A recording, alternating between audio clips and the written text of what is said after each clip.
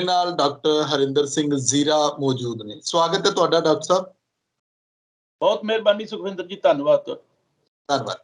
Doctor Harinder Singh Zira ਬਾਰੇ ਤੁਸੀਂ ਬਾਖੂਬੀ ਜਾਣਦੇ ਹੋ ਕਿ ਜ਼ੀਰਾ ਮੋਰਚੇ ਤੋਂ ਲੈ ਕੇ ਹੋਰ ਵੱਖ-ਵੱਖ ਮੋਰਚਿਆਂ ਦੇ ਵਿੱਚ ਪਹਿਲੀ ਜਿਹੜੀ ਕਤਾਰ ਦੇ ਵਿੱਚ ਨਜ਼ਰ ਆਉਂਦੇ ਨੇ। ਲਗਾਤਾਰ ਜ਼ੀਰਾ ਮੋਰਚਾ ਚੱਲਿਆ ਜਾਂ ਚੱਲ ਰਿਹਾ। ਸਰਕਾਰ ਕਹਿੰਦੀ ਹੈ ਕਿ ਅਸੀਂ ਇਸ ਫੈਕਟਰੀ ਨੂੰ ਬੰਦ ਕਰਨ ਦਾ ਫੈਸਲਾ ਕੀਤਾ। ਵੱਖ-ਵੱਖ ਨਜ਼ਰੀਏ ਤੋਂ ਇਹਨੂੰ ਦੇਖਿਆ ਜਾ ਰਿਹਾ। ਸਰਕਾਰ ਕਿਸ ਨਜ਼ਰੀਏ ਤੋਂ ਕਹਿ ਰਹੀ ਹੈ, ਕਿਸਾਨ ਜਾਂ ਉੱਥੇ ਜਿਹੜੇ ਲੋਕ ਬੈਠੇ ਨੇ ਉਹ ਕਿਸ ਨਜ਼ਰੀਏ ਤੋਂ ਇਹਨੂੰ ਦੇਖਦੇ ਨੇ। ਇਹਦੇ ਇਰਦ ਗਿਰਦ ਜਿੰਨੇ ਵੀ ਸਵਾਲ ਨੇ, ਕੁਝ ਸਿਆਸੀ ਨੇ, ਕੁਝ ਪ੍ਰਦੂਸ਼ਣ ਕੰਟਰੋਲ ਬੋਰਡ ਦੇ ਨੇ, ਪ੍ਰਦੂਸ਼ਣ ਦੇ ਨਾਲ ਜੁੜੇ ਨੇ, ਲੋਕਾਂ ਦੀਆਂ ਸਮੱਸਿਆਵਾਂ ਨੇ, ਉਹ ਸਭ ਦੇ ਉੱਤੇ ਅਸੀਂ ਗੱਲਬਾਤ ਕਰਾਂਗੇ। ਡਾਕਟਰ ਸਾਹਿਬ, ਸ਼ੁਰੂਆਤ ਇੱਥੋਂ ਹੀ ਕਰੋ ਕਿ ਸਰਕਾਰ ਕਹਿੰਦੀ ਕਿ ਅਸੀਂ ਫੈਕਟਰੀ ਬੰਦ ਕਰਨੀ। ਖਬਰਾਂ ਦੇ ਵਿੱਚ ਆ ਰਿਹਾ ਹੈ ਕਿ ਮਾਣਯੋਗ ਹਾਈ ਕੋਰਟ ਨੇ ਜਿਹੜੀ ਕਮੇਟੀ ਗਠਿਤ ਕੀਤੀ ਸੀਗੀ, ਉਹਨਾਂ ਵੱਲੋਂ ਲੋਕਾਂ ਦੇ ਹੁਣ ਬਿਆਨ ਕਲਮਬੰਦ ਕੀਤੇ ਗਏ ਨੇ ਕੱਲ, ਜਦੋਂ ਸਰਕਾਰ ਨੇ ਫੈਸਲਾ ਲਿਆ ਕਿ ਅਸੀਂ ਫੈਕਟਰੀ ਬੰਦ ਕਰਨੀ ਹੈ। ਇਹ ਬੜਾ ਮਤਲਬ ਕਿ ਅਜੀਬੋ ਗਰੀਬ ਸਥਿਤੀ ਨਜ਼ਰ ਆਉਂਦੀ ਹੈ ਕਿ ਇੱਕ ਪਾਸੇ ਤਾਂ ਖੁਸ਼ੀਆਂ ਦਾ ਮਾਹੌਲ ਹੈ, ਜੈਕਾਰੇ ਛੱਡੇ ਜਾ ਰਹੇ ਨੇ ਕਿ ਲੋਕਾਂ ਦੇ ਏਕੇ ਦੀ ਜਿੱਤ ਹੋਈ ਹੈ, ਪਰ ਇਹਨੂੰ ਕੀ ਜਿੱਤ ਮੰਨ ਲਿਆ ਜਾਵੇ ਇਸ ਹਾਲਾਤ ਦੇ ਵਿੱਚ? ਸੁਖਵਿੰਦਰ ਜੀ, ਬਹੁਤ ਵਧੀਆ ਤੁਸੀਂ ਗੱਲ ਸ਼ੁਰੂ ਕੀਤੀ ਹੈ ਜਿਸ ਟੌਪਿਕ ਦੇ ਉੱਤੇ। ਇਹ ਬਹੁਤ ਅਹਿਮ ਹੈ। ਮੈਂ ਵੀ ਸਮਝਦਾ ਹਾਂ ਕਿ ਇਹ ਬਹੁਤ ਅਹਿਮ ਹੈ ਕਿ ਕਿਹੜੀਆਂ ਜਿੱਤਾਂ ਨੂੰ ਜਿੱਤ ਮੰਨਿਆ ਜਾਵੇ ਜਾਂ ਕਿਸ ਤਰੀਕੇ ਦੇ ਨਾਲ ਜਿਹੜਾ ਅਸੀਂ ਅੱਗੇ ਵਧ ਰਹੇ ਹਾਂ ਉਹਦੇ ਵਿੱਚ ਮਤਲਬ ਉਹ ਕਿਹੜੀਆਂ ਉਹ ਗੱਲਾਂ ਹੋਣਗੀਆਂ ਜਿਹੜੀਆਂ ਮਾਈਲਸਟੋਨ ਬਣਨਗੀਆਂ, ਠੀਕ ਹੈ ਨਾ।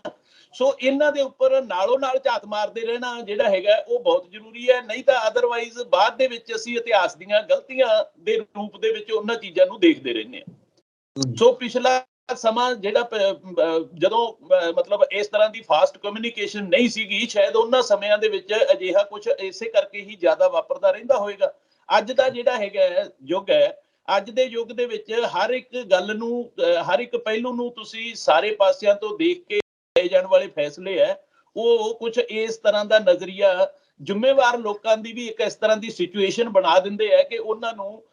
ਜਿਹੜੇ ਕਾਰਸਤਾਨੀ ਦਿਮਾਗ ਹੁੰਦੇ ਆ, ਜਿਹੜੇ ਸ਼ਰਾਰਤੀ ਦਿਮਾਗ ਹੁੰਦੇ ਆ, ਉਹਨਾਂ ਨੂੰ ਪਿੱਛੇ ਹਟਣ ਦੇ ਲਈ ਮਜਬੂਰ ਹੋਣਾ ਪੈਂਦਾ।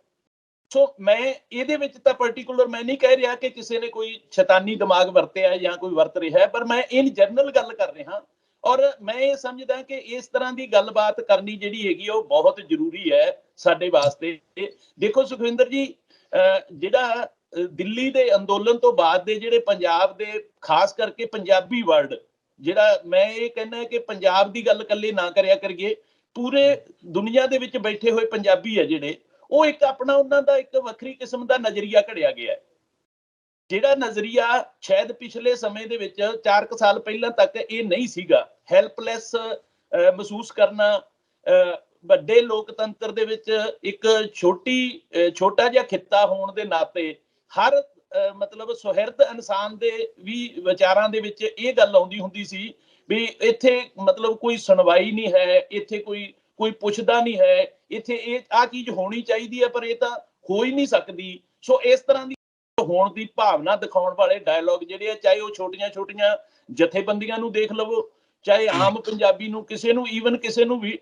ਮਤਲਬ ਸੋਸ਼ਲ ਮੀਡੀਆ ਤੇ ਲਾਈਵ ਹੁੰਦਿਆਂ ਤੁਸੀਂ ਦੇਖ ਲਵੋ, ਉੱਥੇ ਵੀ ਉਹ ਮਤਲਬ ਜਿਹੜਾ ਹੈਗਾ ਇਹ ਇੱਕ ਵੱਖਰੀ ਕਿਸਮ ਦਾ ਹਾਲਾਤ ਪੈਦਾ ਹੋਇਆ ਦਿੱਲੀ ਤੋਂ ਬਾਅਦ। ਸੋ ਹੁਣ ਆਪਾਂ ਨੂੰ ਗੱਲ ਕਰਦੇ ਹਾਂ ਆਪਾਂ ਜਿਹੜਾ ਅੱਜ ਇੱਥੋਂ ਦੀ ਜਿਹੜੀ ਹੈਗੀ ਆ ਸਿਚੁਏਸ਼ਨ, ਇਹਦੇ ਵਿੱਚ ਵੀ ਕੀ ਹੈ ਕਿ ਮੈਂ ਇੱਕ ਗੱਲ ਇਹ ਹੀ ਕਹਿਣੀ ਚਾਹੁੰਦਾ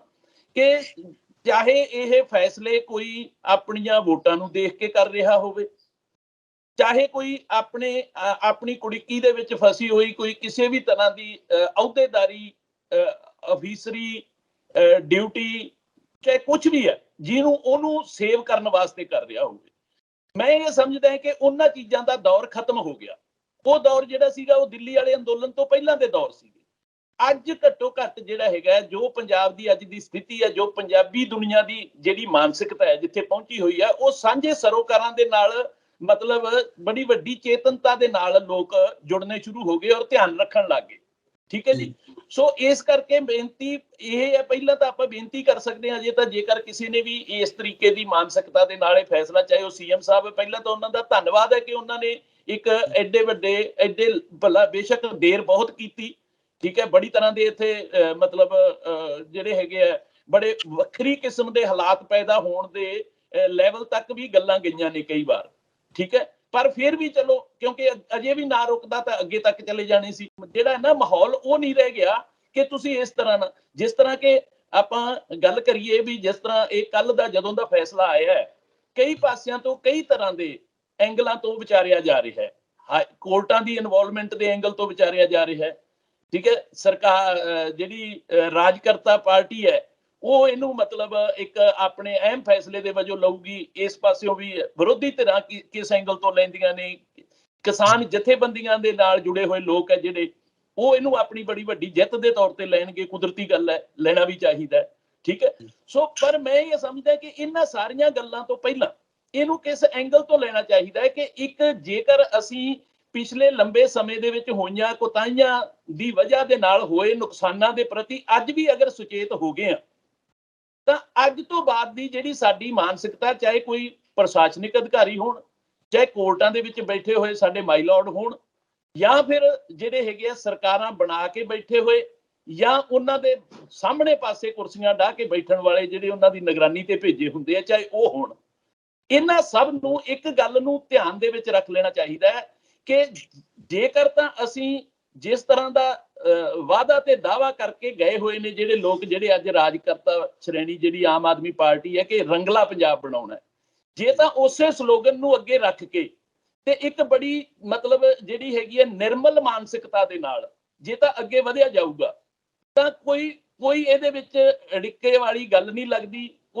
ਕੋਈ ਪ੍ਰੋਬਲਮ ਨਹੀਂ। ਜੇ ਕਦੇ ਕਿਸੇ ਤੋਂ ਕੁਤਾਹੀ ਵੀ ਹੋ ਜੂਗੀ ਤਾਂ ਉਹ ਵੀ ਸਾਹਮਣੇ ਆ ਜੂਗੀ। ਪਰ ਇੱਕ ਗੱਲ ਜ਼ਰੂਰ ਹੈਗੀ ਹੈ, ਸਭ ਨੂੰ ਧਿਆਨ ਰੱਖ ਲੈਣਾ ਚਾਹੀਦਾ ਹੈ ਕਿ ਜਿਹੜੀ ਸ਼ੈਤਾਨੀ ਮਾਨਸਿਕਤਾ ਜਿਹੜੀ ਹੈਗੀ ਹੈ, ਜੇ ਉਸ ਦੇ ਨਾਲ ਕੋਈ ਵੀ ਕੰਮ ਕੀਤਾ ਜਾਊਗਾ ਤਾਂ ਆਉਣ ਵਾਲੇ ਦਿਨਾਂ ਦੇ ਵਿੱਚ ਕੌਨਫਲਿਕਟ ਪੈਦਾ ਹੋਣਗੇ, ਕਿਉਂਕਿ ਲੋਕ ਇਹਨਾਂ ਗੱਲਾਂ ਤੋਂ ਸੁਚੇਤ ਹੋ ਚੁੱਕੇ ਆ। ਸੁਖਵਿੰਦਰ ਜੀ, ਕੀ ਗੱਲ ਕਰਦੇ ਆ ਆਪਾਂ ਇਕੱਲੇ ਜੀਰੇ ਦੀ? ਮਤਲਬ ਜੀਰੇ ਦਾ ਫੈਸਲਾ ਜੇ ਮਗਰੋਂ ਆਉਂਦਾ ਹੈ, ਗੱਲ ਤਾਂ ਅਗਲੀਆਂ 10 ਫੈਕਟਰੀਆਂ ਦੀ ਪਹਿਲਾਂ ਚੱਲ ਰਹੀ ਹੈ, ਜੀਰੇ ਦੀ ਸਟੇਜ ਤੇ ਚੱਲ ਰਹੀ ਹੈ। ਸੋ ਇਸ ਕਰਕੇ ਸਾਨੂੰ ਮਤਲਬ ਨਜ਼ਰੀਆ ਜਿਹੜਾ ਹੈਗਾ, ਚਾਹੇ ਕਿਤੇ ਵੀ ਕੋਈ ਜ਼ਿੰਮੇਵਾਰ ਅਧਿਕਾਰੀ ਬੈਠਾ ਹੈ, ਉਹਨੂੰ ਆਪਣਾ ਨਜ਼ਰੀਆ ਜਿਹੜੀ ਉਹ ਖਾਨਾ ਪੂਰਤੀ ਵਾਲੀ ਜਿਹੜੀ ਸਾਡੀ ਮਾਨਸਿਕਤਾ ਬਣੀ ਹੋਈ ਸੀ ਕਿ ਮੇਰੇ ਤੋਂ ਫਾਈਲ ਅੱਗੇ ਤੁਰ ਜੇ ਯਾਰ, ਆਪਾਂ ਕੀ ਲੈਣਾ, ਮੈਂ 5 ਵਜੇ ਆਪਦੇ ਘਰੇ ਚਲੇ ਜਾਣਾ, ਠੀਕ ਹੈ। ਇਸ ਤਰ੍ਹਾਂ ਦੀ ਮਾਨਸਿਕਤਾ ਜਿਹੜੀ ਹੈਗੀ ਹੈ, ਇਹ ਸਾਰੇ ਥਾਵਾਂ ਤੇ ਮੇਰਾ ਭਾਵ ਕਹਿਣ ਦਾ ਜਿੱਥੇ ਰਹੂਗੀ ਵੀ, ਵੇਖੋ ਮੇਰੇ ਕਹਿਣ ਤੇ ਕਿਸੇ ਨੇ ਤਬਦੀਲ ਤਾਂ ਕੀ ਹੋਣਾ ਹੈ, ਪਰ ਗੱਲ ਇਹ ਹੈ ਵੀ ਜਿਸ ਦਫ਼ਤਰ ਦੇ ਵਿੱਚ ਵੀ ਇਹ ਮਾਨਸਿਕਤਾ ਰਹੂਗੀ, ਥੱਲੇ ਤੋਂ ਲੈ ਕੇ ਚੰਡੀਗੜ੍ਹ ਦੇ ਦਫ਼ਤਰਾਂ ਤੱਕ, ਈਵਨ ਕੋਰਟਾਂ ਤੱਕ, ਮੈਂ ਕਹੂੰਗਾ ਜੇ ਇਹ ਮਾਨਸਿਕਤਾ ਰਹੂਗੀ ਤਾਂ ਉੱਥੇ ਘੰਟੀ ਖੜਕੂਗੀ ਲੋਕਾਂ ਦੀ ਜਿਹੜੀ ਲੋਕਾਂ ਦੀ ਚੇਤਨਾ ਹੈਗੀ ਹੈ ਨਾ, ਉਹ ਉਸ ਥਾਂ ਤੇ ਘੰਟੀ ਖੜਕਾਊਗੀ। ਇਸ ਗੱਲ ਤੋਂ ਹਰੇਕ ਨੂੰ ਸੁਚੇਤ ਹੋ ਜਾਣਾ ਚਾਹੀਦਾ, ਇਹ ਮੈਂ ਕਹਿਣਾ ਚਾਹੁੰਦਾ ਜੀ। ਬਿਲਕੁਲ ਜੀ, ਦਰੁਸਤ ਗੱਲ ਹੈ ਤੁਹਾਡੀ ਡਾਕਟਰ ਸਾਹਿਬ ਕਿ ਲੋਕਾਂ ਦੇ ਏਕੇ ਦੀ ਜਿੱਤ ਤਾਂ ਚਲੋ ਲੋਕ ਸਭਾ ਦੀ ਉਪ ਚੋਣ ਹੋਣੀ ਹੈ ਉਹਨੂੰ ਲੈ ਕੇ ਕੀਤਾ ਜਾ ਰਿਹਾ ਹੈ, ਜਾਂ ਫਿਰ ਇਹਦੇ ਹੋਰ ਕਿਹੜੇ ਇੰਪੈਕਟ ਫਿਊਚਰ ਦੇ ਵਿੱਚ, ਜਾਂ ਮੁੱਖ ਮੰਤਰੀ ਸਾਹਿਬ ਨੂੰ ਇੱਕ ਵੱਡੇ ਕੱਦ ਵਜੋਂ ਕਿ ਸਿਆਸੀ ਕੱਦ ਉਹਨਾਂ ਦਾ ਵਧਿਆ, ਕਹਿੰਦੇ ਜੋ ਕੁਝ ਕੈਪਟਨ ਸਾਹਿਬ ਨੇ ਪਹਿਲਾਂ ਪਾਣੀਆਂ ਦੇ ਮੁੱਦੇ ਤੇ ਕੀਤਾ ਹਾਈ ਕਮਾਂਡ ਤੋਂ ਵੱਖ ਹੋ ਕੇ, ਇਸੇ ਤਰ੍ਹਾਂ ਮੁੱਖ ਮੰਤਰੀ ਭਗਵੰਤ ਮਾਨ ਨੇ ਕੀਤਾ। ਪਰ ਜਿਹੜੀ ਗੱਲ ਪ੍ਰਦੂਸ਼ਣ ਦੀ ਆ, ਜਿਹੜਾ ਵੱਡਾ ਸਵਾਲ ਹੈ, ਜਦੋਂ ਗੱਲ ਫੈਕਟਰੀਆਂ ਦੀ ਜਾਂ ਕਾਰਖਾਨਿਆਂ ਦੀ ਜਾਂ ਪ੍ਰਦੂਸ਼ਿਤ ਹੋ ਰਹੇ ਹਵਾ ਪਾਣੀ ਦੀ ਹੁੰਦੀ ਹੈ, ਡਾਕਟਰ ਸਾਹਿਬ ਇਹ ਸਵਾਲ ਅੱਗੇ ਵੀ ਖੜਿਆ ਆ ਕਿ ਪ੍ਰਦੂਸ਼ਣ ਕੰਟਰੋਲ ਬੋਰਡ ਦੀ ਭੂਮਿਕਾ ਜਾਂ ਹੋਰ ਅਫਸਰਸ਼ਾਹੀ ਦੀ ਭੂਮਿਕਾ, ਜਾਂ ਉਹਦੇ ਵਿੱਚ ਸਭ ਤੋਂ ਉੱਪਰ ਸਰਕਾਰ ਦੀ ਭੂਮਿਕਾ, ਇਹਨਾਂ ਦੀਆਂ ਨੀਤੀਆਂ ਜਿਹੜੀਆਂ ਨੇ ਪ੍ਰਦੂਸ਼ਣ ਨੂੰ ਕੰਟਰੋਲ ਕਰਨ ਦੀ, ਉਹਦੀ ਭੂਮਿਕਾ, ਉਹਨੂੰ ਲੈ ਕੇ ਵੱਡੇ ਸਵਾਲ ਅੱਗੇ ਖੜੇ ਨੇ ਕਿ ਹੁਣ ਕੀ ਕੀਤਾ ਜਾਏਗਾ। ਇੱਕ ਫੈਕਟਰੀ ਬੰਦ ਕਰਾ ਲਈ, ਹੋਰ ਤੁਸੀਂ ਕਿੰਨੀਆਂ ਫੈਕਟਰੀਆਂ ਬੰਦ ਕਰਵਾ ਕੇ ਇਹਦਾ ਹੱਲ ਕੱਢੋਗੇ, ਜਾਂ ਫਿਰ ਉਹਨਾਂ ਫੈਕਟਰੀਆਂ ਨੂੰ ਸਹੀ ਰਸਤੇ ਪਾਇਆ ਜਾਊਗਾ? ਇੱਕ ਆਪਾਂ ਉਦਾਹਰਨ ਲੈ ਲਈਏ ਇਹਦੇ ਵਿੱਚ, ਪ੍ਰਦੂਸ਼ਣ ਕੰਟਰੋਲ ਬੋਰਡ ਦੀ ਉਦਾਹਰਨ ਲੈ ਲਓ। ਹੁਣ ਪ੍ਰਦੂਸ਼ਣ ਕੰਟਰੋਲ ਬੋਰਡ, ਸੁਖਵਿੰਦਰ ਜੀ, ਇਦੋਂ ਪਹਿਲਾਂ ਸਾਡੇ ਆਮ ਲੋਕਾਂ ਨੂੰ ਪਤਾ ਵੀ ਨਹੀਂ ਸੀਗਾ ਵੀ ਇਹ ਮਹਿਕਮਾ ਕੀ ਹੁੰਦਾ ਹੈ। ਇੱਕ ਸਿੰਪਲ ਜੀ ਗੱਲ ਸਮਝ ਲਓ, ਅੱਜ ਜਿਹੜਾ ਹੈਗਾ ਪੰਜਾਬ ਦਾ ਬੱਚਾ, ਮੈਂ ਫਿਰ ਪੰਜਾਬ ਕਹਿ ਜਾਂਦਾ, ਪੰਜਾਬੀ ਵਰਡ ਦਾ, ਚਾਹੇ ਉਹ ਵਿਦੇਸ਼ਾਂ ਦੀ ਧਰਤੀ ਤੇ ਬੈਠੇ ਹੋਏ ਲੋਕ ਨੇ, ਠੀਕ ਹੈ, ਉਹ ਬੱਚਾ ਇਹ ਜਾਣਦਾ ਹੈ ਕਿ ਪ੍ਰਦੂਸ਼ਣ ਕੰਟਰੋਲ ਬੋਰਡ ਦੇ ਕੋਲੇ ਕਿੰਨੀਆਂ ਅਹਿਮ ਜ਼ਿੰਮੇਵਾਰੀਆਂ ਸੀ, ਕਿਵੇਂ ਉਹ ਕਤਾਈਆਂ ਕਰਦੇ ਰਹੇ ਨੇ, ਕਿਸ ਤਰੀਕੇ ਨਾਲ, ਕਿਉਂਕਿ ਦੂਸਰੇ ਪਾਸੇ ਸਾਡੇ ਕੋਲੇ ਰੂਲ ਰੈਗੂਲੇਸ਼ਨਸ ਤਾਂ ਸਾਡੇ ਕੋਲੇ ਹੈਗੇ ਹੀ ਨੇ ਨਾ। ਕਿਸੇ ਇੰਡਸਟਰੀ ਵਾਲੇ ਨੇ ਉਹਨਾਂ ਤੋਂ ਵਾਰਾ ਹੋ ਕੇ ਤਾਂ ਨਹੀਂ ਲਾ ਲਈ, ਜਾਂ ਕਿਸੇ ਇੰਡਸਟਰੀ ਵਾਲੇ ਨੇ ਜਿੰਨੀ ਵਾਇਲੇਸ਼ਨ ਕੀਤੀ ਹੈ, ਅਸੀਂ ਕਿਤੇ ਦੇਖਿਆ ਇਸ ਤਰ੍ਹਾਂ ਦਾ ਕਿ ਪੋਲਿਊਸ਼ਨ ਕੰਟਰੋਲ ਬੋਰਡ ਮਤਲਬ ਜਿਹੜਾ ਹੈਗਾ ਅਖਬਾਰਾਂ ਦੇ ਵਿੱਚ ਨੋਟਿਸ ਦੇ ਰਿਹਾ ਹੋਵੇ, ਸਰਕਾਰ ਨੂੰ ਕਹਿ ਰਿਹਾ ਹੋਵੇ ਜੀ ਸਾਡੇ ਆਹ ਇੰਡਸਟਰੀ ਵਾਲਾ ਤਾਂ ਸਾਡੀ ਗੱਲ ਹੀ ਨਹੀਂ ਸੁਣਦਾ, ਇਹ ਤਾਂ ਪੋਲਿਊਸ਼ਨ ਕਰੀ ਜਾ ਰਿਹਾ ਹੈ। ਕੋਈ ਇਸ ਤਰ੍ਹਾਂ ਦਾ ਤਾਂ ਨਹੀਂ ਸੀ, ਇਹ ਤਾਂ ਇੱਕ ਸੁੱਤੀ ਗੰਗਾ ਹੀ ਵਗ ਰਹੀ ਸੀ ਨਾ, ਆਪਸ ਵਿੱਚ ਰਲ ਮਿਲ ਕੇ ਪੂਰੀ ਸੁੱਤੀ ਗੰਗਾ ਵਗ ਰਹੀ ਸੀ। ਸੋ ਮੇਰਾ ਮਤਲਬ ਕਹਿਣ ਦਾ, ਜੇਕਰ ਇਹਨਾਂ ਬਿੱਲੀਆਂ ਨੂੰ ਬਾਹਰ ਕੱਢ ਕੇ ਰੱਖਿਆ ਨਹੀਂ ਜਾਊਗਾ, ਜੇ ਸਾਡੀ ਆਉਣ ਵਾਲੀ ਕਾਰਜਸ਼ੀਲਤਾ ਜਿਹੜੀ ਹੋਊਗੀ, ਜਿਹੜੇ ਸਾਡੇ ਆਉਣ ਵਾਲੇ ਸਮੇਂ ਦੇ ਫੈਸਲੇ ਹੋਣਗੇ, ਜੇਕਰ ਲੋਕਾਂ ਨੂੰ ਉਹ ਸਪਸ਼ਟ ਨਾ ਦਿਖਣਗੇ, ਪੋਲਿਊਸ਼ਨ ਕੰਟਰੋਲ ਬੋਰਡ ਦੀ ਮੈਂ ਇੱਕ ਉਦਾਹਰਨ ਲਈ ਆ, ਇਸੇ ਤਰੀਕੇ ਨਾਲ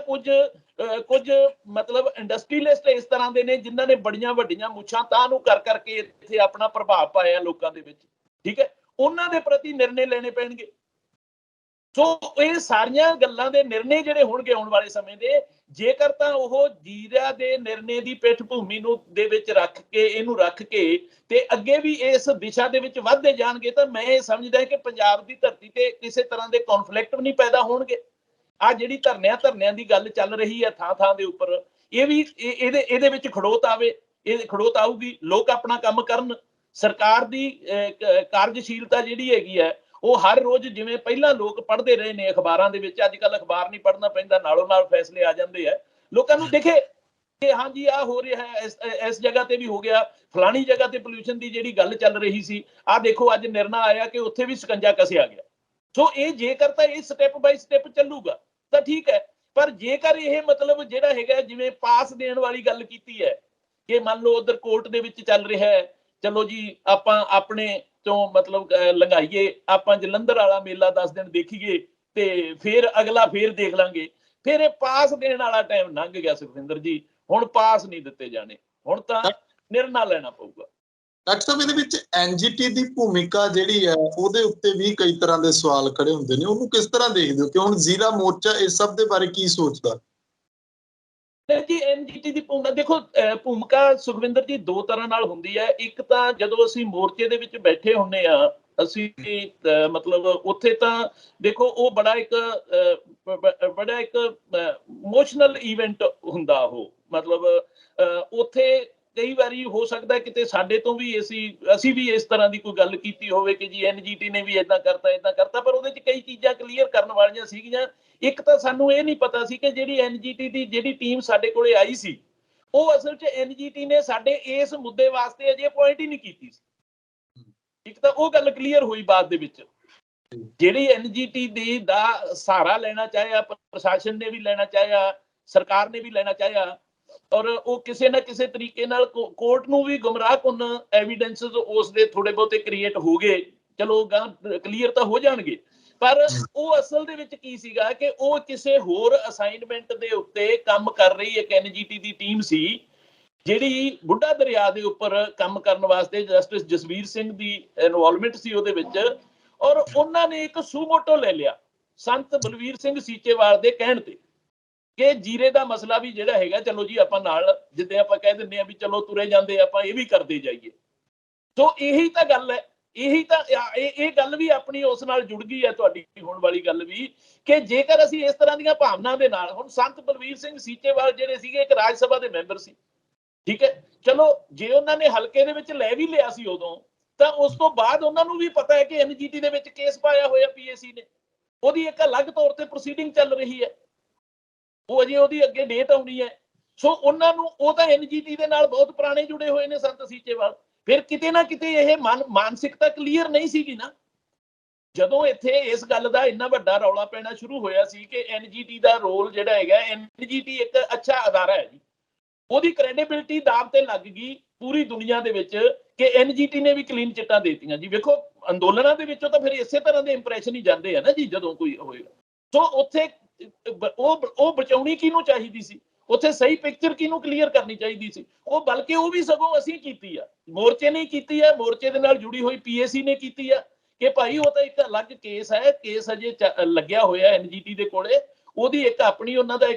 ਇੱਕ ਡਿਊ ਲੰਬਾ ਕੋਰਸ ਹੁੰਦਾ ਹੈ, ਜਿਸ ਤਰੀਕੇ ਨਾਲ ਉਹਨਾਂ ਨੇ ਸਮਾਂ ਦੇਣਾ ਹੁੰਦਾ ਹੈ, ਹੋਰ ਹੁੰਦਾ ਹੈ, ਉਹ ਆਪਣੇ ਤਰੀਕੇ ਨਾਲ ਅੱਗੇ ਪ੍ਰੋਸੀਡ ਹੋ ਰਿਹਾ। ਬਟ ਜਿਹੜੀ ਇਹ ਐਨਜੀਟੀ ਨੂੰ ਵਿੱਚ ਇਨਵੋਲਵ ਕਰਕੇ ਐਨਜੀਟੀ ਦੇ ਇੱਕ ਪੂਰੇ ਮਤਲਬ ਇੱਕ ਤਰ੍ਹਾਂ ਦਾ ਮੈਂ ਕਹਿੰਦਾ ਵੀ ਉਹਦੇ ਤੇ ਬਲੈਕ ਧੱਬਾ ਲਗਾਉਣ ਵਾਲੀ ਕਿਰਿਆ ਹੋ ਗਈ। ਇਹ ਜਿਹੜੀ ਹੈ ਲੋਕਾਂ ਦਾ ਵਿਸ਼ਵਾਸ ਜਿਹੜਾ ਹੈਗਾ ਉਸ ਗੱਲ ਤੋਂ ਉੱਠਣਾ ਜਦ ਕਿ ਐਨਜੀਟੀ ਦੇ ਫੈਸਲੇ ਕਾਫੀ ਬੜੇ ਅਹਿਮ ਫੈਸਲੇ ਹੈਗੇ ਨੇ, ਆਪਾਂ ਦੇਖਦੇ ਹਾਂ ਪਿਛੋਕੜ ਦੇ ਵਿੱਚ। ਪਰ ਇਸ ਤਰ੍ਹਾਂ ਦੀ ਇਹਨਾਂ ਚੀਜ਼ਾਂ ਨੂੰ ਕਲੀਅਰ ਕਰਨਾ ਵੀ ਤਾਂ ਜ਼ਿੰਮੇਵਾਰ ਲੋਕਾਂ ਦਾ ਹੀ ਫਰਜ਼ ਸੀ ਨਾ। ਪਰ ਉਹਨਾਂ ਨੇ ਬਲਕਿ ਉਹ ਕਿਤੇ ਨਾ ਕਿਤੇ ਸਹਾਰਾ ਲੈਂਦੇ ਨੇ, ਕਿਸੇ ਦੀ ਕ੍ਰੈਡੀਬਿਲਿਟੀ ਦਾ ਸਹਾਰਾ ਲੈ ਕੇ ਅੱਗੇ ਵਧਣ ਦੀ ਕੋਸ਼ਿਸ਼ ਕੀਤੀ ਜਾ ਰਹੀ ਹੈ। ਪਰ ਆਪਣੇ ਆਪ ਨੂੰ ਦਰੁਸਤ ਤੇ ਸਾਫ਼ ਕਰਕੇ ਅੱਗੇ ਵਧਣ ਦੀ ਕੋਸ਼ਿਸ਼ ਜਿਹੜੀ ਆ ਉਹ ਕਿਤੇ ਨਾ ਕਿਤੇ ਅਜੇ ਪਿੱਛੇ ਦਿਸ ਰਹੀ ਹੈ। ਉਹ ਚਾਹੇ ਸੀਚੇਵਾਲ ਸਾਹਿਬ ਹੋਣ, ਚਾਹੇ ਕੋਈ ਹੋਰ ਹੋਣ, ਇਹ ਸਾਰਿਆਂ ਨੂੰ ਹੀ ਇਸ ਗੱਲ ਦੇ ਵਿੱਚ ਜਿਹੜਾ ਹੈਗਾ, ਇਹ ਜੇ ਕਿਤੇ ਨਾ ਕਿਤੇ ਕੋਈ ਪੰਜਾਬ ਦੇ ਪ੍ਰਤੀ ਦਰਦ ਹੈਗਾ, ਜੇ ਇਸ ਧਰਤੀ ਦੀ ਸਾਫ਼ ਸਫਾਈ ਰੱਖਣ ਦੇ ਵਿੱਚ ਕਿਸੇ ਦੇ ਮਨ 'ਚ ਕੋਈ ਭਾਵਨਾ ਹੈਗੀ ਹੈ, ਤਾਂ ਪਿੱਛੇ ਜੇ ਕੁਝ ਹੋ ਵੀ ਗਿਆ ਤਾਂ ਘੱਟੋ ਘੱਟ ਹੁਣ ਜਿਹੜੀ ਹੈ ਲਾਈਨ ਸਿੱਧੀ ਕਰ ਲਓ। ਹੁਣ ਸਿੱਧੀ ਲਾਈਨ 'ਚ ਖੜ ਜਾਓ ਤਾਂ ਕਿ ਤੁਸੀਂ ਦਿਸ ਜਾਓ। ਕਿਤੇ ਐਸਾ ਨਾ ਹੋਵੇ ਕਿ ਜਦੋਂ ਅੱਜ ਜਿਹੜਾ ਕੱਲ ਵਾਲਾ ਫੈਸਲਾ ਹੈ ਨਾ ਸੁਖਵਿੰਦਰ ਜੀ, ਇਸ ਤੋਂ ਇੱਕ ਪਿਛਲਾ ਇਤਿਹਾਸ ਤੇ ਇੱਕ ਇਸ ਤੋਂ ਅਗਲਾ ਇਤਿਹਾਸ, ਇਹ ਵੀ ਦਿੱਲੀ ਦੇ ਅੰਦੋਲਨ ਦੀ ਤਰ੍ਹਾਂ ਇੱਕ ਮੋੜ ਦੇ ਤੌਰ ਤੇ ਵੇਖਿਆ ਜਾਇਆ ਕਰੂਗਾ। ਕਿਉਂਕਿ ਮੈਨੂੰ ਇਹ ਲੱਗਦਾ ਕਿ ਪੂਰੇ ਪੰਜਾਬ ਦੀਆਂ ਸਫਾਂ ਦੇ ਵਿੱਚ ਇਹ ਗੱਲ ਜਿਹੜੀ ਹੈ ਵਿਚਾਰੀ ਜਾਊਗੀ ਕਿ ਜਿਸ ਤਰ੍ਹਾਂ ਲੋਕਾਂ ਨੇ ਸੁਚੇਤ ਹੋ ਕੇ ਪੋਲਿਊਸ਼ਨ ਦੇ ਮੁੱਦੇ ਦੇ ਉੱਤੇ ਇਕੱਠੇ ਹੋਣ ਵਾਲਾ ਜਿਹੜਾ ਇੱਕ ਭਾਵਨਾ ਜਿਹੜੀ ਪ੍ਰਬਲ ਹੋਈ ਸੀ, ਉਹਦੇ ਤੇ ਇੱਕ ਮੋਹਰ ਲੱਗੀ ਹੈ ਕੱਲ। ਔਰ ਉਹ ਮੋਹਰ ਲੱਗਣ ਤੋਂ ਬਾਅਦ ਉਹ ਇੱਕ ਡਾਕੂਮੈਂਟ ਬਣ ਜਾਣਾ। ਡਾਕੂਮੈਂਟ ਬਣ ਕੇ ਹੁਣ ਲੋਕਾਂ ਦੀ, ਜਥੇਬੰਦੀਆਂ ਦੀ, ਲੋਕਾਂ ਦੀ, ਸਾਰਿਆਂ ਦੀ, ਸਾਰੇ ਸੁਚੇਤ ਲੋਕਾਂ ਦੀ ਇਹ ਇੱਕ ਡਿਊਟੀ ਬਣ ਜਾਣੀ ਹੈ ਕਿ ਇਹਨੂੰ ਲਗਾਤਾਰਤਾ ਦੇ ਵਿੱਚ, ਮਤਲਬ ਪੂਰਾ ਪੰਜਾਬ ਸਾਫ਼ ਤੇ ਰੰਗਲਾ ਬਣਾਉਣ ਤੱਕ ਇਹਨੂੰ ਚਾਲੂ ਰੱਖਿਆ ਜਾਵੇ। ਜੀ ਸੁਖਵਿੰਦਰ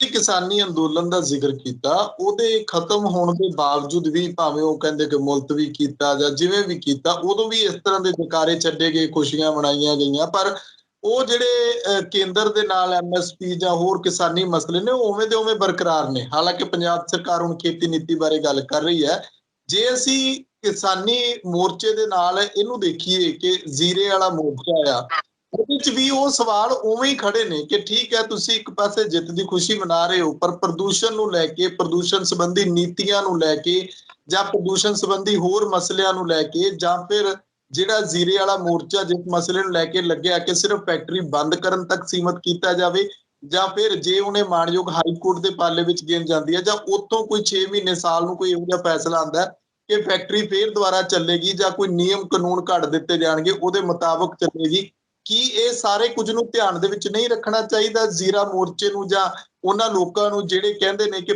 ਵਾਤਾਵਰਨ ਪ੍ਰਦੂਸ਼ਿਤ ਨਹੀਂ ਹੋਣਾ ਚਾਹੀਦਾ, ਮਤਲਬ ਕਿ ਵਾਤਾਵਰਨ ਦੀ ਨੀਤੀ ਦੇ ਉੱਤੇ ਵੀ ਕੋਈ ਸਟੈਂਡ ਹੋਣਾ ਚਾਹੀਦਾ? ਹਾਂ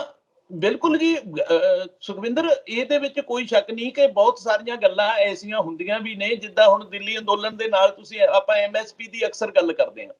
ਹੁਣ ਮਤਲਬ ਬਹਾਨੇ ਕੀ ਬਣਾਏ ਜਾਂਦੇ ਨੇ, ਪਹਿਲਾਂ ਤਾਂ ਆਪਾਂ ਬਹਾਨਿਆਂ ਤੇ ਆ ਜਾਈਏ। ਬਹਾਨੇ ਇਹ ਬਣਾਏ ਜਾਂਦੇ ਨੇ ਕਿ ਕੁਝ ਅਹਿਮ ਫੈਸਲੇ ਇਦਾਂ ਦੇ ਹੁੰਦੇ ਆ ਜੀ ਜਿਹੜੇ ਨਾਲੋਂ ਨਾਲ ਜਾਂ ਇੰਨੀ ਜਲਦੀ ਦੇ ਵਿੱਚ ਕੀਤੇ ਨਹੀਂ ਜਾ ਸਕਦੇ, ਪਰ ਨੀਅਤ ਸਾਫ਼ ਤਾਂ ਦਿਖਾਈ ਜਾ ਸਕਦੀ ਹੈ ਕਿ ਨਹੀਂ ਦਿਖਾਈ ਜਾ ਸਕਦੀ। ਉਹਦੇ ਤੇ ਤਾਂ ਕੋਈ ਸਮਾਂ ਨਹੀਂ ਲੱਗਦਾ, ਉਹਦੇ ਵਾਸਤੇ ਕੋਈ ਸੰਵਿਧਾਨ ਦੀ ਧਾਰਾ ਨਹੀਂ ਪੜ੍ਹਨੀ ਪੈਂਦੀ, ਉਹਦੇ ਵਾਸਤੇ ਕਿਸੇ ਵਕੀਲ ਤੋਂ ਸਟੇਟਮੈਂਟ ਨਹੀਂ ਤਿਆਰ ਕਰਾਉਣੀ ਪੈਂਦੀ। ਸਾਫ਼ ਨੀਅਤ ਜਿਹੜੀ ਹੈਗੀ ਹੈ, ਹੁਣ ਮਤਲਬ ਜਿਹੜੀਆਂ ਦਿੱਲੀ ਦੇ ਵਿੱਚ ਪੈਂਡਿੰਗ ਰਹੀਆਂ ਚੀਜ਼ਾਂ ਨੇ, ਠੀਕ ਹੈ, ਉਹ ਕਿਸੇ ਵੀ ਤਰੀਕੇ ਨਾਲ ਅੱਗੇ ਨਹੀਂ ਵਧੀਆਂ, ਤਾਂ ਇਹਦਾ ਮਤਲਬ ਤਾਂ ਕਲੀਅਰ ਸਾਫ਼ ਸਪਸ਼ਟ ਦਿਖ ਰਿਹਾ ਹੈ ਨਾ ਕਿ ਨੀਅਤ ਸਾਫ਼ ਦੇ ਨਾਲ ਨਹੀਂ ਕੰਮ ਹੋਇਆ।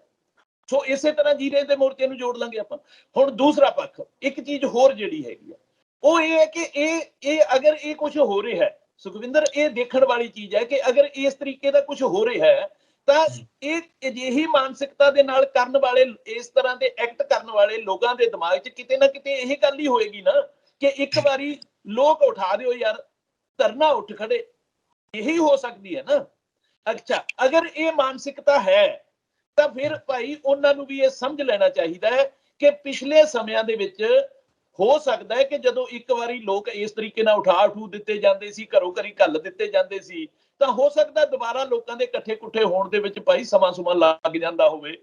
ਹੋ ਸਕਦਾ ਦੁਬਾਰਾ ਉਹ ਸਾਰੇ ਸਾਧਨ ਇਕੱਠੇ ਕਰਨ ਦੇ ਵਿੱਚ ਸਮਾਂ ਲੱਗ ਜਾਂਦਾ ਹੋਵੇ। ਭਾਈ ਇਹ ਮਾਨਸਿਕਤਾ ਬਦਲ ਲਓ। ਟਰਾਲੀਆਂ ਤਿਆਰ ਨੇ ਲੋਕਾਂ ਦੀਆਂ, ਹਰੇਕ ਪਿੰਡ ਦੇ ਵਿੱਚ ਬਕਾਇਦਾ ਤੌਰ ਤੇ AC ਫਿੱਟ ਕਰ ਕਰਕੇ, ਕੂਲਰ ਫਿੱਟ ਕਰ ਕਰਕੇ ਟਰਾਲੀਆਂ ਤਿਆਰ ਰੱਖੀਆਂ ਹੋਈਆਂ ਨੇ ਲੋਕਾਂ ਦੀਆਂ। ਮਾਨਸਿਕਤਾ, ਮਨਾਂ ਦੇ ਵਿੱਚ ਅਹਿਮ ਵਿਸ਼ਿਆਂ ਦੇ ਉੱਤੇ ਖੜਨ ਦੀ ਇੱਕ ਪ੍ਰਬਲ ਜਿਹੜੀ ਸੋਚ ਹੈ, ਉਹ ਕਿਤੇ ਵੀ ਪਾਸੇ ਨਹੀਂ ਛੱਡ ਰਿਹਾ ਪੰਜਾਬ ਦੀ ਧਰਤੀ ਤੇ ਰਹਿਣ ਵਾਲਾ ਕੋਈ ਵੀ ਇਨਸਾਨ। ਔਰ ਦੂਸਰੇ ਜਿਹੜੇ ਇਹਨਾਂ ਦੇ ਕੋਲੇ ਹੱਥ ਕੰਡੇ ਹੁੰਦੇ ਸੀ ਕਿ ਉਹਨਾਂ ਨੂੰ ਕੋਈ ਮਤਲਬ ਹਿੰਦੂ ਸਿੱਖ ਕਰ ਦਿਓ, ਜਾਤ ਧਰਮ ਤੇ ਲੜਾ ਦਿਓ ਜਾਂ ਕੋਈ ਹੋਰ ਕਰ ਦਿਓ, ਉਹ ਸਾਰੇ ਜਿਹੜੇ ਹੈਗੇ ਆ ਉਹ ਫਲੋਪ ਹੋ ਚੁੱਕੇ ਆ। ਸੋ ਹੁਣ ਕਿਹੜੀ ਆਸ ਦੇ ਨਾਲ, ਅਗਰ ਮੰਨ ਲਈਏ ਕਿ ਕੋਈ ਸੋਚ ਇਸ ਤਰ੍ਹਾਂ ਦੀ ਕੰਮ ਕਰਦੀ ਆ ਜਿਹੜੀ ਇਸ ਉਮੀਦ ਦੇ ਨਾਲ ਕਰਦੀ ਹੋਵੇ, ਤਾਂ ਕੀ ਉਹ ਮਤਲਬ ਸੋਚ ਜਿਹੜੀ ਆ ਉਹ ਸਮੇਂ ਤੋਂ ਸਮਾਂ ਵਿਹਾ ਚੁੱਕੀ ਸੋਚ ਨਹੀਂ ਹੈ? ਇਹ ਕਿਹੜਾ ਕੰਮ ਹੈ ਜਿਹੜਾ ਮੰਨ ਲਈਏ ਕਿ ਅੱਜ ਜੀਰੇ ਦੇ ਵਿੱਚੋਂ ਲੋਕ ਉੱਠ ਖੜਨਗੇ? ਅਗਰ ਇਸ ਨੀਅਤ ਦੇ ਨਾਲ ਕੰਮ ਹੋਇਆ ਹੈ ਤਾਂ ਜਿਸ ਦਿਨ ਜੀਰੇ ਦਾ ਧਰਨਾ ਲੱਗਿਆ ਹੈ ਉਸ ਦਿਨ ਕਿੰਨੇ ਕੁ ਵੱਡੇ ਸਾਧਨ ਸੀਗੇ ਲੋਕਾਂ ਕੋਲੇ, ਜਾਂ ਕਿੰਨਾ ਕੁ ਆਰਗੇਨਾਈਜ਼ਡ ਵੇ ਦੇ ਨਾਲ ਕੰਮ ਹੋਇਆ ਸੀ? ਲੋਕ ਆ ਕੇ ਬੈਠ ਜਾਂਦੇ ਨੇ ਜੀ, ਔਰ ਬੈਠ ਜਾਂਦੇ ਨੇ ਤਾਂ ਗੱਲ ਚੱਲਦੀ ਹੈ ਤਾਂ ਅੱਜ ਦੀ ਡੇਟ ਦੇ ਵਿੱਚ ਪਿਛਲੇ ਸਮਿਆਂ ਦੇ ਵਿੱਚ ਅਜਿਹਾ ਵਰਤਾਰਾ ਜਿਹੜਾ ਹੈ ਉਹ ਕਠਿਨ ਸੀ, ਅੱਜ ਕਠਿਨ ਨਹੀਂ ਹੈਗਾ। ਔਰ ਇਹੀ ਲੋਕਤੰਤਰ ਦੀ ਇੱਕ ਬੜੀ ਵੱਡੀ ਤਾਕਤ ਵੀ ਹੈ। ਇਹ ਉਹਨਾਂ ਲੋਕਾਂ ਨੂੰ ਵੀ ਮੈਂ ਇੱਕ ਦੱਸਣਾ ਚਾਹੁੰਦਾ ਜਿਹੜੇ ਮੇਰੇ ਭਰਾ ਬਾਰ-ਬਾਰ ਹਰ ਜਗ੍ਹਾ ਦੇ ਉੱਤੇ ਚੈਨਲਾਂ ਦੇ ਉੱਪਰ ਬੈਠ ਕੇ ਇੱਕ ਦੱਸਦੇ ਆ ਕਿ ਧਰਨਿਆਂ ਨੂੰ ਇੱਕ ਬੜੇ ਵੱਖਰੇ ਨਜ਼ਰੀਏ ਦੇ ਨਾਲ ਦੇਖਿਆ ਜਾਂਦਾ। ਠੀਕ ਹੈ, ਆਮ ਲੋਕਾਂ ਨੂੰ ਕਠਿਨਾਈਆਂ ਵੀ ਆਉਂਦੀਆਂ, ਇਹਦੇ ਵਿੱਚ ਕੋਈ ਸ਼ੱਕ ਨਹੀਂ, ਪਰ ਜਿਸ ਲੋਕਤੰਤਰ ਦੀ ਅਸੀਂ ਮਾਣ ਮਹਿਸੂਸ ਕਰਦੇ ਹਾਂ ਔਰ ਪਿਛਲੇ 70 ਸਾਲਾਂ ਤੋਂ ਜਿਹਦੇ ਅਸੀਂ ਗਣਤੰਤਰਤਾ ਤੇ ਸੁਤੰਤਰਤਾ ਦਿਵਸ ਮਨਾਉਂਦੇ ਆ ਰਹੇ ਹਾਂ, ਭਾਈ ਉਹਨੂੰ ਜੇ ਪੂਰੀ ਤਰ੍ਹਾਂ ਦੇ ਨਾਲ ਉਹਨੂੰ ਸਹੀ ਭਾਵਨਾ ਦੇ ਵਿੱਚ ਲਾਗੂ ਕਰਨਾ ਹੈ ਤੇ ਦੁਨੀਆ ਦੇ ਹਾਣ ਦਾ ਹੋਣਾ ਹੈ। ਜੇ ਅੱਜ ਮਤਲਬ ਕਿਸੇ ਵੀ ਤਰ੍ਹਾਂ ਦਾ ਜਦੋਂ ਇੰਡੈਕਸ ਤਿਆਰ ਹੁੰਦਾ ਹੈ ਤਾਂ ਇੰਡੀਆ ਦਾ ਨੰਬਰ ਜਿਹੜਾ ਹੈਗਾ ਥੱਲੇ ਵਾਲੀਆਂ ਗੱਲਾਂ ਦੇ ਵਿੱਚ, ਥੱਲੇ ਵਾਲੀਆਂ ਲਾਈਨਾਂ 'ਚ ਮਸਾਂ ਐਨਕ ਲਾ ਕੇ ਲੱਭਣਾ ਪੈਂਦਾ। ਠੀਕ ਹੈ, ਵੈਸੇ ਕਹਿਣ ਨੂੰ ਅਸੀਂ ਕਹਿੰਦੇ ਹਾਂ ਕਿ ਅਸੀਂ ਦੁਨੀਆ ਦਾ ਵੱਡਾ ਲੋਕਤੰਤਰ, ਫਿਰ ਜੇ ਉਹਦੇ ਹਾਣ ਦਾ ਹੋਣਾ ਹੈ ਤਾਂ ਇਸ ਤਰ੍ਹਾਂ ਦੀਆਂ ਕਠਿਨਾਈਆਂ ਦੇ ਵਿੱਚੋਂ ਗੁਜ਼ਰ ਕੇ ਤੁਹਾਨੂੰ ਜ਼ਿੰਮੇਵਾਰ ਲੋਕਾਂ ਦੀ ਮਾਨਸਿਕਤਾ ਤਬਦੀਲ ਕਰਨ ਵਾਸਤੇ ਅਜਿਹੀਆਂ ਐਕਸਰਸਾਈਜ਼ਸ ਦੇ ਵਿੱਚੋਂ ਨਿਕਲਣਾ ਪਊਗਾ। ਨਹੀਂ ਤਾਂ ਪਿਛਲੇ ਸਮੇਂ ਦੇ ਵਿੱਚ ਉਹਨਾਂ ਦੀ ਮਾਨਸਿਕਤਾ ਤਬਦੀਲ ਹੋ ਚੁੱਕੀ ਹੈ। ਤੁਸੀਂ ਕਿਸੇ ਅਧਿਕਾਰੀ ਕੋਲੇ ਬੈਠ ਜਾਓ, ਜਾ ਕੇ ਕਿਸੇ ਕਲੈਰੀਕਲ ਪੋਸਟ ਤੋਂ ਲੈ ਕੇ ਜ਼ਿੰਮੇਵਾਰ ਪੋਸਟ ਤੱਕ ਤੁਸੀਂ ਮਤਲਬ ਜਿਹੜਾ ਹੈਗਾ ਸੀਐਮ ਹਾਊਸ ਤੱਕ ਅਸੀਂ ਦੇਖਿਆ ਹੈ, ਮਤਲਬ ਡੰਗ ਟਪਾਊ ਗੱਲ ਵੀ ਇੱਕ ਵਾਰੀ ਇਦੋਂ ਚਲੋ ਜੀ ਤੁਸੀਂ ਫਿਰ ਅੱਗੇ ਦੇਖ ਲਿਆ ਜੀ ਆਹ ਅੜਚਣ ਹੈ ਜੀ, ਆਹ ਅੜਚਣ ਹੈ ਜੀ, ਆਹ ਅੜਚਣ ਹੈ। ਇੱਕ ਸਿੰਪਲ ਜੀ ਗੱਲ ਸੀ ਸੋਚਣ ਵਾਲੀ ਵੀ ਇਹ ਅੜਚਣਾਂ ਨੂੰ ਹੀ ਸੌਰਟ ਆਊਟ ਕਰਨ ਵਾਸਤੇ, ਇਹਨਾਂ ਨੂੰ ਸੋਲਵ ਕਰਨ ਵਾਸਤੇ ਤਾਂ ਤੁਹਾਨੂੰ ਘੱਲਿਆ ਜਾਂਦਾ, ਔਰ ਤੁਸੀਂ ਅੜਚਣਾਂ ਦੇ ਬੰਡਲ ਬੰਨ ਕੇ ਬੈਠੇ ਹੋ। ਔਰ ਹਰੇਕ ਬੰਦਾ ਜਦੋਂ ਤੁਹਾਡੇ ਕੋਲੇ ਆਉਂਦਾ ਤੁਸੀਂ ਅੜਚਣਾਂ ਦੀ ਇੱਕ ਵੱਖਰੀ ਲਿਸਟ ਉਹਨੂੰ ਫੜਾ ਦਿੰਦੇ ਹੋ, ਤਾਂ ਇਹ ਅੜਚਣਾਂ ਨੂੰ ਦੂਰ ਕੌਣ ਕਰੂਗਾ? ਸੋ ਇਹ ਮੈਂ ਸਮਝਦਾ ਵੀ ਇਸ ਗੱਲ ਦਾ ਟਾਈਮ ਆ ਗਿਆ, ਔਰ ਜਿੱਥੇ ਵੀ ਕਿਤੇ ਜਿਸ ਮਾਨਸਿਕਤਾ ਦੇ ਵਿੱਚ ਵੀ ਅਜੇ ਵੀ ਇਹ ਗੱਲ ਖੜੀ ਹੈ ਉਹਨੂੰ ਕੱਢ ਕੇ ਸੁੱਟ ਦੇਣੀ ਚਾਹੀਦੀ। ਜੀ ਅਕਸਰ ਮੇਰਾ ਆਖਰੀ ਸਵਾਲ ਹੈ ਕਿ ਟੁੱਟ ਭੱਜ ਆਪਾਂ ਕਿਸਾਨੀ ਮੋਰਚੇ ਦੌਰਾਨ ਵੀ ਦੇਖੀ। ਜ਼ੀਰਾ ਮੋਰਚਾ ਹੋ ਸਕਦਾ ਹੈ ਕਿ ਅਗਲੇ ਸਮੇਂ ਦੇ ਵਿੱਚ ਕੋਈ ਟੁੱਟ ਭੱਜ ਇਹਦੇ ਵਿੱਚ ਵੀ ਹੋ ਜਾਏ, ਕੋਈ ਸਰਕਾਰ ਕੋਈ ਇਹੋ ਜਿਹਾ ਮਤਲਬ ਕਿ ਜਾਂ ਜਿਹੜੀਆਂ ਕੋਈ ਤਾਕਤਾਂ ਇਹੋ ਜਿਹੀਆਂ ਜਿਹੜੀਆਂ ਮਗਰ ਲੱਗੀਆਂ ਹੁੰਦੀਆਂ, ਜਿਹੜੀਆਂ ਚਾਹੁੰਦੀਆਂ ਨੇ ਕਿ ਏਕਾ ਨਾ ਬਣਿਆ ਰਹੇ, ਖਾਸ ਕਰ ਆਗੂਆਂ ਦਾ ਏਕਾ ਨਾ ਬਣਿਆ ਰਹੇ, ਫਿਰ ਲੋਕ ਵੀ ਆਗੂਆਂ ਦੇ ਮਗਰ ਹੁੰਦੇ ਨੇ ਜਾਂ ਕੋਈ ਉਹੋ ਜਿਹੀ ਸਥਿਤੀ ਕੋਈ ਪੈਦਾ ਹੋਣੀ। ਨਾਲੋਂ ਨਾਲ ਗੱਲ ਇਹ ਆ ਕਿ ਸਰਕਾਰ ਦੇ ਨੋਟੀਫਿਕੇਸ਼ਨ ਦੀ ਉਡੀਕ ਆ, ਕੀ ਸਰਕਾਰ ਤੋਂ ਇਹ ਵੀ ਮੰਗ ਅੱਗੇ ਜਾ ਕੇ ਕੀਤੀ ਜਾਏਗੀ, ਹਾਲਾਂਕਿ ਹੁਣ ਨੋਟੀਫਿਕੇਸ਼ਨ 'ਚ ਰੱਖੀ ਜਾਵੇ ਜਾਂ ਨਾ, ਕਿ ਵਾਤਾਵਰਣ ਨੂੰ ਲੈ ਕੇ, ਪ੍ਰਦੂਸ਼ਣ ਨੂੰ ਲੈ ਕੇ ਕੋਈ ਨੀਤੀ ਸਪਸ਼ਟ ਕੀਤੀ ਜਾਵੇ, ਲੋਕਾਂ ਨੂੰ ਵਿੱਚ ਲੈ ਕੇ, ਕਿਸਾਨਾਂ ਨੂੰ ਵਿੱਚ ਲੈ ਕੇ, ਖਾਸ ਕਰ ਜਥੇਬੰਦੀਆਂ ਨੂੰ ਜਾਂ ਸਾਂਝੀਆਂ ਐਕਸ਼ਨ ਕਮੇਟੀਆਂ ਨੂੰ ਵਿੱਚ ਲੈ ਕੇ ਬਹਿ ਕੇ ਪੁੱਛਿਆ ਜਾਵੇ ਇਹਦਾ ਹੱਲ ਕੀ ਹੈ ਤੇ ਉਹਨਾਂ ਨੂੰ ਵਿੱਚ ਪਾਇਆ ਜਾਵੇ ਤੇ ਉਹਦੇ ਨਾਲ ਇੱਕ ਸਾਂਝੀ ਨੀਤੀ ਬਣਾਈ ਜਾਵੇ ਜਿਹਦੇ ਨਾਲ ਪੰਜਾਬ ਜਿਹੜਾ ਪ੍ਰਦੂਸ਼ਣ ਮੁਕਤ ਹੋ ਸਕੇ। ਬਿਲਕੁਲ ਜੀ, ਵੈਸੇ ਤਾਂ ਇਹ ਕੰਮ ਸੁਖਵਿੰਦਰ ਜੀ ਆਪਾਂ ਜਿਸ ਤਰ੍ਹਾਂ ਪਿਛਲੀ ਗੱਲ ਕਰ ਚੁੱਕੇ ਹਾਂ ਕਿ ਜੇ ਸਾਫ਼ ਨੀਅਤ ਨਾ ਕਰੀਏ ਤਾਂ ਮਾਹਰਾਂ ਦੇ ਕੋਲੇ ਕੋਈ ਜਾਣਕਾਰੀ ਦੀ, ਕੋਈ ਡਾਟਾਬੇਸ ਦੀ, ਕੋਈ ਕਿਸੇ ਵੀ ਤਰ੍ਹਾਂ ਦੀ ਕੋਈ ਕਮੀ ਨਹੀਂ ਹੁੰਦੀ। ਇਮਾਨਦਾਰੀ ਦੀ ਹੀ ਇਕੱਲੀ ਕਮੀ ਹੈ, ਉਹ ਆ ਜਾਵੇ ਤਾਂ ਸਭ ਕੁਝ ਹੋ ਜਾਂਦਾ ਹੈ, ਹੋ ਸਕਦਾ ਹੈ। ਪਰ ਚਲੋ ਆਪਾਂ ਹੁਣ ਅੱਜ ਸਬੱਬ ਨਾਲ ਬੈਠੇ ਹਾਂ, ਆਪਾਂ ਇੱਕ ਹਿੰਟ ਮਾਤਰ, ਕਿਉਂਕਿ ਜੀਰੇ ਤੇ ਤਾਜੀ ਗੱਲ ਹੈ ਤੇ ਆਪਾਂ ਇਹਦੇ ਵਿੱਚ ਇੱਕ ਹਿੰਟ ਮਾਤਰ ਆਪਾਂ ਗੱਲ ਕਰ ਲੈਂਦੇ ਹਾਂ ਕਿ ਜਿਸ ਤਰ੍ਹਾਂ ਮੰਨ ਲਓ ਜੀਰੇ ਮੋਰਚੇ ਦਾ ਹੱਲ ਹੈ, ਹੁਣ ਫੈਕਟਰੀ ਬੰਦ ਕਰਨ ਦੇ ਐਲਾਨ ਕਰਨ ਦੇ ਨਾਲ ਪੋਲਿਊਸ਼ਨ ਦੇ ਮੁੱਦੇ ਨੂੰ, ਵਾਤਾਵਰਣ ਦੇ ਮੁੱਦੇ ਤੁਸੀਂ ਪੂਰੀ ਤਰ੍ਹਾਂ ਐਡਰੈਸ ਕਰ ਦਿੱਤਾ ਉਸ ਨੂੰ। ਸੋ ਇੱਥੇ ਮਤਲਬ ਜਿਹੜਾ ਹੈਗਾ ਇਸ ਇਲਾਕੇ ਦਾ ਮਤਲਬ ਜਿਹੜੀਆਂ ਅਗਲੀਆਂ ਗਤੀਵਿਧੀਆਂ ਉਹ ਇਸ ਤਰੀਕੇ ਨਾਲ ਦਿਸਣੀਆਂ ਚਾਹੀਦੀਆਂ ਕਿ ਜਿੰਨਾ ਡੈਮਰੇਜ ਇਲਾਕੇ ਦਾ ਮਤਲਬ ਜਿਹੜਾ ਧਰਤੀ ਹੇਠਲਾ ਪਾਣੀ ਪ੍ਰਦੂਸ਼ਿਤ ਹੋਇਆ ਉਹਦੇ ਵਾਸਤੇ ਕੋਈ ਮਤਲਬ ਇਸ ਪਰਟੀਕੂਲਰ ਕੋਈ 30-40 ਪਿੰਡਾਂ ਨੂੰ ਕਿਸੇ ਤਰ੍ਹਾਂ ਦਾ ਕੋਈ ਨਹਿਰੀ ਪਾਣੀ ਮੁਹੱਈਆ ਕਰਾਉਣ ਵਾਸਤੇ ਸਾਨੂੰ ਅੱਗੇ ਵਧਣਾ ਚਾਹੀਦਾ। ਔਰ ਜਿਹੜੇ ਨੁਕਸਾਨ, ਕਿਸੇ ਵੀ ਤਰ੍ਹਾਂ ਦੇ ਨੁਕਸਾਨ ਜਿਹੜੇ ਹੋਏ ਨੇ, ਚਾਹੇ ਕਿਸੇ ਦੇ ਪਰਿਵਾਰਾਂ ਦੇ ਵਿੱਚ ਕੋਈ ਮੌਤਾਂ ਹੋਈਆਂ ਨੇ, ਬਿਮਾਰੀਆਂ ਦੀ ਵਜ੍ਹਾ ਹੈ, ਠੀਕ ਹੈ, ਇਲਾਜ ਦੀ ਕਮੀ ਹੈ, ਉਹ ਸਾਰੀਆਂ ਨੂੰ ਮਤਲਬ ਜੇ ਤਾਂ ਅਸੀਂ ਨਾਲੋਂ ਨਾਲ ਦੇਖ ਕੇ ਅੱਗੇ ਵਧਦੇ ਜਾਵਾਂਗੇ ਤਾਂ ਦਿਖੇਗਾ, ਕੋਈ ਸ਼ੱਕ ਨਹੀਂ ਹੈਗਾ। ਜਿੱਥੋਂ ਤੱਕ ਇਹ ਗੱਲ ਹੈਗੀ ਆ ਤਾਂ ਇਹਦੇ ਵਿੱਚ ਇਹ ਕੋਈ ਇਹੋ ਜਿਹਾ ਅਲਜਬਰਾ ਨਹੀਂ ਹੈ ਜਾਂ ਕੋਈ ਇਹੋ ਜਿਹੀ ਫਾਰਸੀ ਨਹੀਂ ਹੈ ਜਿਹੜੀ ਸਾਡੇ ਅਧਿਕਾਰੀਆਂ ਨੂੰ ਸਮਝ ਨਹੀਂ ਆਉਂਦੀ। ਸਭ ਨੂੰ ਪਤਾ ਹੈ ਕਿ ਜੇ ਕੁਝ ਚੰਗਾ ਕਰਨਾ ਹੈ ਤਾਂ ਉਹਦੇ ਵਾਸਤੇ ਕੀ ਸਟੈਪਸ ਹੁੰਦੇ ਨੇ, ਠੀਕ ਹੈ। ਪਰ ਇੱਕ ਮਾਹੌਲ ਨਹੀਂ ਸੀਗਾ, ਉਹ ਮਾਹੌਲ ਖੜਾ ਕਰਨ ਦੀ ਕੋਸ਼ਿਸ਼। ਦੂਸਰਾ ਸੁਖਵਿੰਦਰ ਜੀ, ਜਿਹੜਾ ਤੁਸੀਂ ਲੀਡਰਸ਼ਿਪ ਦੀ ਗੱਲ ਕਰਦੇ ਹੋ ਨਾ, ਮੈਨੂੰ ਲੱਗਦਾ ਹੈ ਇੱਕ ਥੋੜਾ ਜਿਹਾ ਆਪਾਂ ਨੂੰ ਵੀ ਸਭ ਨੂੰ ਜਿਹੜਾ ਹੈ, ਕਿਉਂਕਿ ਪਿਛਲੇ ਸਮੇਂ ਦੇ ਹਿਸਾਬ ਦੇ ਨਾਲ ਸਾਡੇ ਦਿਮਾਗ ਦੇ ਵਿੱਚ ਵੀ ਸਮੀਕਰਨ ਉਸ ਤਰ੍ਹਾਂ ਦੇ ਆਉਂਦੇ ਆ, ਅਸੀਂ ਉਹਨਾਂ ਤੇ ਗੱਲ ਵਿਚਾਰ ਕਰਦੇ ਆ। ਲੀਡਰਸ਼ਿਪ ਦੀ ਤਾਂ ਹੁਣ ਲੋੜ ਕਿੱਥੇ ਹੈ ਜੀ? ਲੀਡਰਸ਼ਿਪ ਦੀ ਤਾਂ ਲੋੜ ਹੀ ਖਤਮ ਹੋ ਗਈ। ਤੁਸੀਂ ਦੇਖੋ, ਠੀਕ ਹੈ, ਕੋਈ ਜਿੰਨਾ ਚਿਰ ਭਰਾਤਰੀ ਭਾਵ ਦੇ ਨਾਲ ਚਾਰ ਭਰਾਵਾਂ ਦੇ ਨਾਲ ਮੂਹਰੇ ਹੋ ਕੇ ਨਾਰਾ ਮਾਰਨ ਵਾਸਤੇ ਜੇ ਖੜਨਾ ਚਾਹੁੰਦਾ ਤਾਂ ਖੜ ਜੇ, ਪਰ ਲੋਕ ਤਾਂ ਲੋੜ ਨਹੀਂ ਮਹਿਸੂਸ ਕਰ ਰਹੇ ਜੀ। ਇਹ ਤਾਂ ਹੁਣ ਜਿਸ ਤਰ੍ਹਾਂ ਜੇ ਅਸੀਂ ਆਪਣੇ ਪ੍ਰਸ਼ਾਸਨਿਕ ਅਧਿਕਾਰੀਆਂ ਦੀ ਜਾਂ ਜ਼ਿੰਮੇਵਾਰ ਲੋਕਾਂ ਦੀ ਗੱਲ ਕਰਦੇ ਆ, ਇਹਨਾਂ ਵਾਸਤੇ ਵੀ ਇਹੀ ਗੱਲ ਹੈ। ਇਹਨਾਂ ਨੂੰ ਵੀ ਇਹ ਗੱਲ ਸਮਝ ਲੈਣੀ ਚਾਹੀਦੀ ਹੈ, ਸਭ ਨੂੰ ਹੀ ਇਹ ਗੱਲ ਸਮਝ ਲੈਣੀ ਚਾਹੀਦੀ ਹੈ ਕਿ ਇੱਕ ਵੱਖਰੀ ਮਾਨਸਿਕਤਾ ਦੇ ਨਾਲ ਆਉਣ ਵਾਲੇ ਸਮੇਂ ਦੇ ਵਿੱਚ, ਆਉਣ ਵਾਲੇ ਦੌਰ ਦੇ ਵਿੱਚ ਵਿਚਰਿਆ ਜਾਊਗਾ। ਜੇਕਰ ਕੋਈ ਆਪਣੀ ਉਹ ਵੱਖਰੀ ਮਾਨਸਿਕਤਾ ਕਰਨ ਨੂੰ ਤਿਆਰ ਹੈ ਤਾਂ ਜੀ ਆਉਂਦਿਆਂ ਨੂੰ ਅੱਗੇ ਰਹੇਗਾ, ਫਰੰਟ ਤੇ ਹੋ ਕੇ ਕੰਮ ਕਰੇ, ਚਾਹੇ ਉਹ ਕਿਸੇ ਐਸੋਸੀਏਸ਼ਨ ਦਾ ਲੀਡਰ ਹੋਵੇ, ਚਾਹੇ ਕੋਈ ਜ਼ਿੰਮੇਵਾਰ ਅਧਿਕਾਰੀ ਹੋਵੇ, ਚਾਹੇ ਕਿਸੇ ਪੋਲੀਟੀਕਲ ਪਾਰਟੀ ਦਾ ਕੋਈ ਨੁਮਾਇੰਦਾ ਹੋਵੇ, ਜਾਂ ਕੱਲ ਨੂੰ ਮੁੱਖ ਮੰਤਰੀ ਤੱਕ ਕਿਉਂ ਨਾ ਜਾਣਾ ਹੋਵੇ। ਪਰ ਮਾਨਸਿਕਤਾ ਇੱਕ ਵੱਖਰੀ ਲੈ ਕੇ ਆਉਣੀ ਪਊਗੀ, ਜਿਹੜੀ ਆਹ ਪਿਛਲੀ ਟੁੱਟੀ ਭੱਜੀ ਮਾਨਸਿਕਤਾ ਜਿਹੜੀ ਹੈ ਨਾ, ਜਿਹੜੀ ਅੜਚਨਾ ਖੜੀਆਂ ਕਰਨ ਵਾਲੀ ਮਾਨਸਿਕਤਾ, ਉਹ ਛੱਡਣੀ ਪਊਗੀ। ਮੈਨੂੰ ਇਹ ਲੱਗਦਾ ਜੋ ਵੀ ਛੱਡੂਗਾ ਉਹ ਨਵੇਂ ਯੁੱਗ ਦਾ ਹਾਣੀ ਹੋ ਜਾਊਗਾ, ਜਿਹੜਾ ਨਹੀਂ ਛੱਡੂਗਾ ਫਿਰ ਉਹ ਅੱਗੇ ਅਕਾਲੀ ਦਲ ਵਾਲੇ ਬੈਠੇ ਆ ਜੀ 3 ਸੀਟਾਂ ਤੇ, ਪੁਰਾਣੀਆਂ ਹਿਸਟਰੀਆਂ ਆਪਦੀਆਂ ਚੱਕ ਕੇ ਦੇਖੀ ਜਾਣ, ਜਿੰਨਾ ਚਿਰ ਦੇਖਣੀਆਂ। ਉਹ ਕਈ ਵਾਰੀ ਮੈਨੂੰ ਹਾਸਾ ਆਉਂਦਾ, ਉਹ ਕਹਿੰਦੇ ਇਹ ਜੀ ਫਲਾਣੀ ਕਾਨਫਰੰਸ ਬੜੀ ਵੱਡੀ ਹੋ ਗਈ, ਅਕਾਲੀਆਂ ਦਾ ਇਕੱਠ ਵੱਡਾ ਹੋ ਗਿਆ ਫਲਾਣੀ ਥਾਂ। ਮੈਂ ਕਹਿੰਦਾ ਜੀ ਵੀ ਦੇਖੋ, ਮਤਲਬ ਇਹ ਚੀਜ਼ ਜਿਹੜੀ ਹੈਗੀ ਹੈ, ਜਿਹੜਾ ਲੈਸਨ ਲੈਣ ਦੀ ਲੋੜ ਹੈ, ਉਹ ਲੈਸਨ ਨਹੀਂ ਕੋਈ ਲੈ ਕੇ ਆਪਣੇ ਆਪ ਅੱਗੇ ਵਧਣ ਦੀ ਕੋਸ਼ਿਸ਼ ਕਰ ਰਿਹਾ। ਬਸ ਮਤਲਬ ਜਿਹੜਾ, ਜੇ ਮੈਂ ਸਮਝਦਾ ਹੈ ਕਿ ਜੇਕਰ ਅੱਜ ਵੀ ਇਹਦਾ ਮਤਲਬ ਇਹ ਹੈ ਕਿ ਉਹਨਾਂ ਸਫਾਂ ਦੇ ਵਿੱਚ ਅੱਜ ਵੀ ਮਾਨਸਿਕਤਾ ਤਬਦੀਲ ਨਹੀਂ ਹੋ ਰਹੀ, ਜੇਕਰ ਉਹ ਇਹੀ ਐਕਸਰਸਾਈਜ਼ ਕਰ ਰਹੇ ਨੇ ਨਾ, ਇਹ ਐਕਸਰਸਾਈਜ਼ ਤਾਂ ਸਾਡੇ ਲੋਕ ਬੜੇ ਸਿਆਣੇ ਹੋ ਗਏ, ਉਹ ਹਰੇਕ ਨੂੰ ਕਰਵਾ ਦਿੰਦੇ ਆ। ਉਹ ਕਹਿੰਦੇ ਲਿਆਓ ਜੀ, ਤੁਸੀਂ ਗੱਡੀ ਲਿਆਓ, ਆਪਦੀ ਬੱਸ ਲਿਆਓ, ਦੱਸੋ ਕਿੱਥੇ ਜਾਣਾ, ਚਲੇ ਚੱਲਦੇ ਆ। ਪਰ ਗੱਲ ਤਾਂ ਇਹ ਹੈ ਕਿ ਲੋਕ ਭੁਗਤਦੇ ਕਿੱਥੇ ਨੇ? ਭੁਗਤਦੇ ਲੋਕ ਮੁੱਦਿਆਂ ਤੇ ਆ ਹੁਣ, ਇਹ ਨਾ ਭੁੱਲੇ ਕੋਈ। ਬਿਲਕੁਲ, ਸ਼ੁਕਰੀਆ, ਧੰਨਵਾਦ ਤੁਹਾਡਾ। ਥੈਂਕ ਯੂ ਮੌਜੂਦ ਸਨ ਡਾਕਟਰ ਹਰਿੰਦਰ ਸਿੰਘ ਜ਼ੀਰਾ।